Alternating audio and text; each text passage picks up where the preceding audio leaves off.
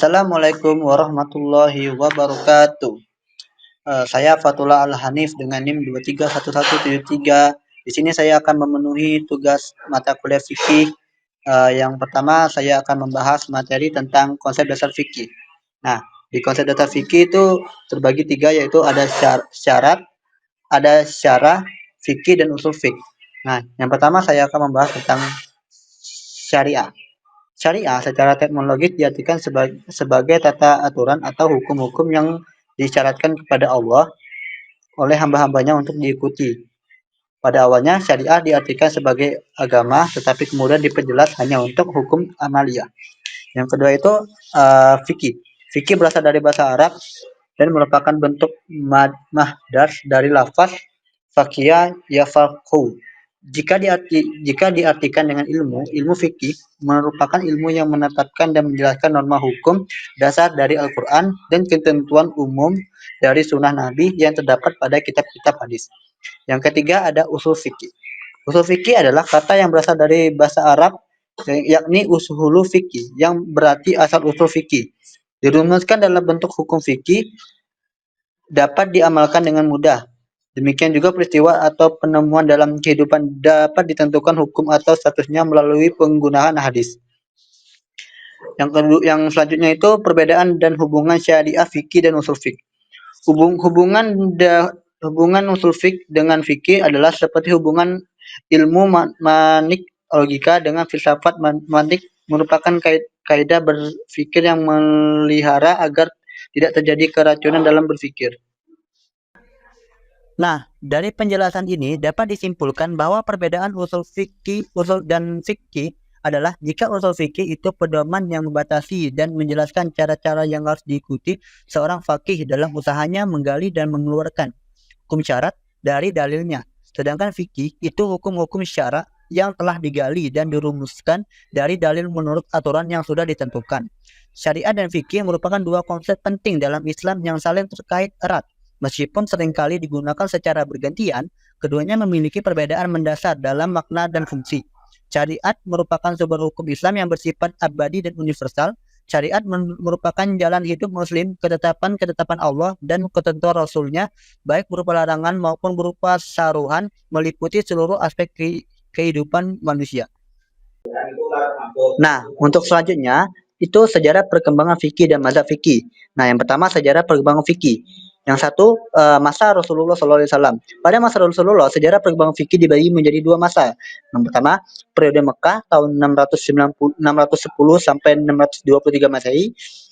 Yang kedua pada masa malaikat Nabi dan Rasul kitab-kitabnya. Nah, yang kedua itu ada masa sahabat pada tahun 632 Masehi. Nah, selanjutnya sejarah perkembangan mazhab Hanafi. Nah, sejarah pengembangan mazhab Hanafi itu sebelum mazhab Hanafi tersebar ke banyak negeri di berbagai belahan bumi, mazhab tersebut mengalami pada masa-masa yang tidak mudah sebab mazhab Hanafi harus timbul dan sering terjadinya pergantian kekuasaan di Mesir. Nah, selanjutnya itu sejarah perkembangan mazhab Maliki. Nah, pada mulanya mazhab Maliki tumbuh dan berkembang di Madinah. Dari Madinah, mazhab tersebut menyebar ke negeri Hijaz. Di daerah Arab, penganut terbesar mazhab Maliki adalah kaum muslimin yang berada di Arab bagian barat. Ya, selanjutnya sejarah perkembangan mazhab Syafi'i. Dalam penyebaran mazhab Syafi'i menggunakan cara berbeda dari dua pendahuluannya, yakni tidak memiliki pengaruh kekuasaan kerajaan dan kekhalifahan. Nah, yang terakhir itu adalah sejarah perkembangan mazhab Hambali. Dalam sejarah perkembangan dan penyebarannya, mazhab Hambali dianut oleh kebanyakan penduduk Hijaz di pendalaman Oman, beberapa tempat sepanjang Teluk Persia, dan beberapa kota Asia Tengah. Baiklah, selanjutnya di sini saya akan membahas tentang toharo. Toharo adalah salah satu ibadah khusus, ibadah yang ketentuannya telah ditetapkan oleh nas Al-Quran dan hadis, yang perlu menetapkan perhatian penting karena toharo tidak dapat dilaksanakan sesuai dengan keinginan kita sendiri. Hukum toharo adalah wajib karena toharo salah satu syarat wajib ketika seseorang yang akan melaksanakan sholat. Nah, jenis dan macam-macam air. Yang pertama itu air mutlak. Air mutlak ini adalah air yang masih murni, yang suci dan tidak tercampur dengan benda lain. Yang kedua, air mustakmal. Air mustakmal adalah air yang masih suci tetapi tidak dapat digunakan lagi untuk bersuci. Nah, yang ketiga, air mutanajis. Air mutanajis adalah air mutlak yang telah terkena najis sehingga tidak dapat digunakan untuk bersuci lagi. Yang keempat adalah air mudhaf. Air yang berasal dari buah-buahan seperti air kelapa dan air peras jeruk dan lain-lainnya. Nah, adapun hal-hal yang membatalkan wudhu, yang pertama keluarnya sesuatu dari kubul dan dubur. Yang kedua ada hilangnya akal. Yang ketiga bersentuhan. Yang keempat menyentuh kubul dan dubur. Nah, selanjutnya ada tayamum. Tayamum itu bisa dilakukan beberapa hal. Yang pertama, segala sesuatu yang bisa membatalkan wudhu. Yang kedua, menemukan air sebelum melaksanakan sholat. Dan yang ketiga adalah murtad atau keluar dari Islam. Baiklah, selanjutnya di sini saya akan membahas tentang toharo. Toharo adalah salah satu ibadah khusus, ibadah yang ketentuannya telah ditetapkan oleh nas Al-Quran dan hadis yang perlu menetapkan perhatian penting karena toharo tidak dapat dilaksanakan sesuai dengan keinginan kita sendiri.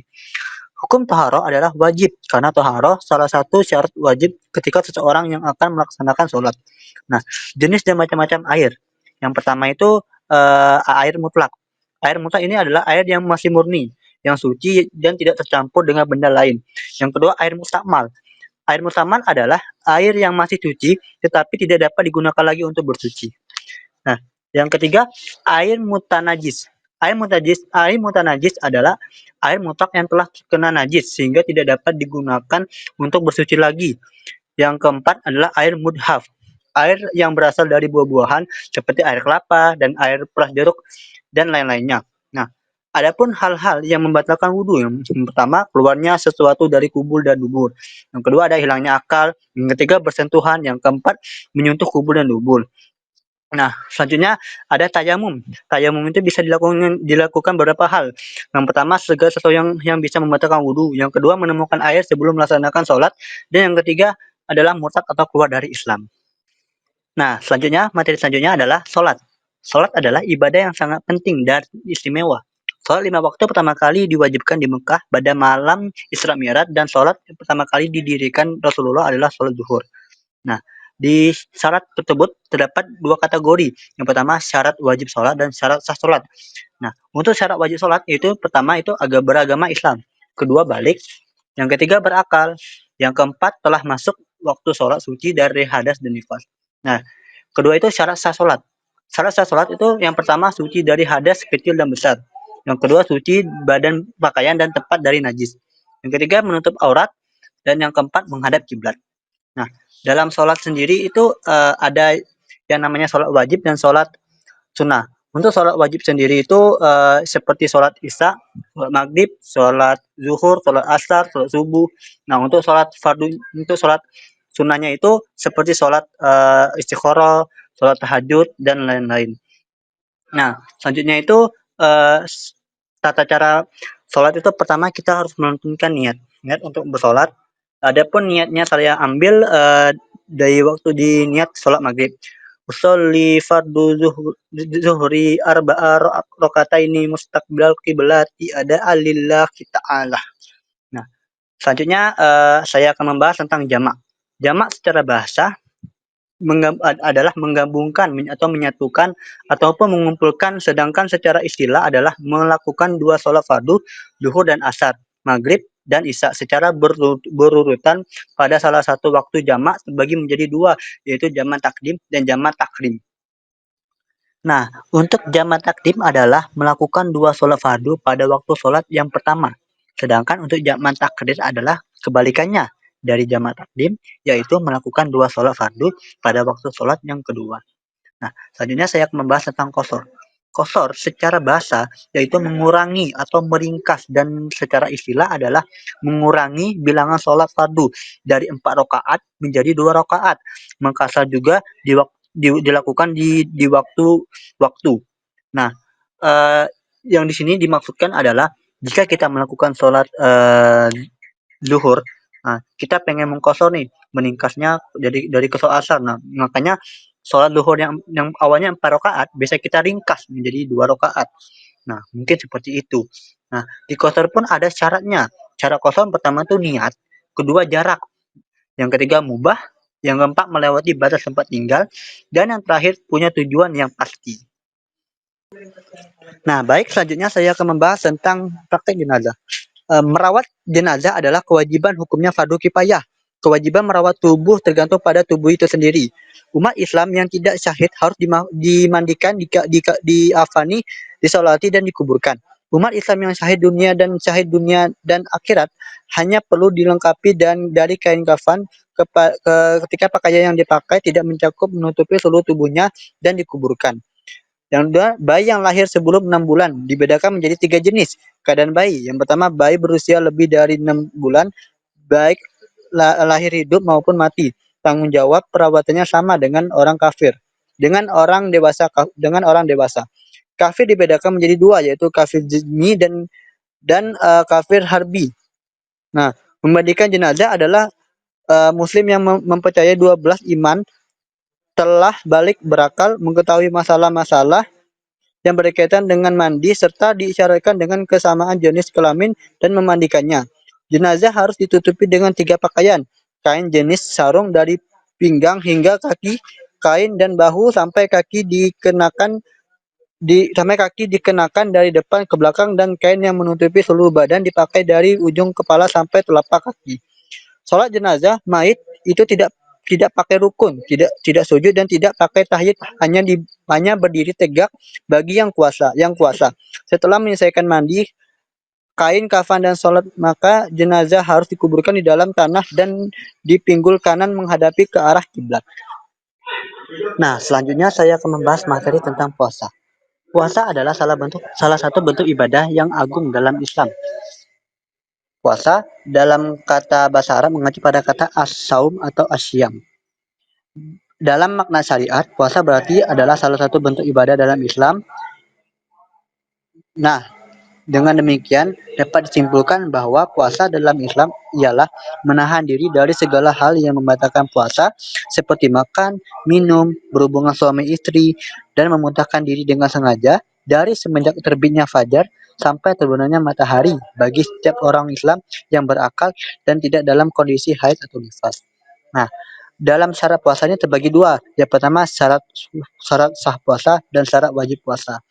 Perbedaan syarat sah puasa dan syarat wajib puasa adalah syarat wajib tidak dapat menyebabkan batalnya ibadah puasa, sedangkan syarat sah jika tidak dipenuhi dapat membatalkan puasa.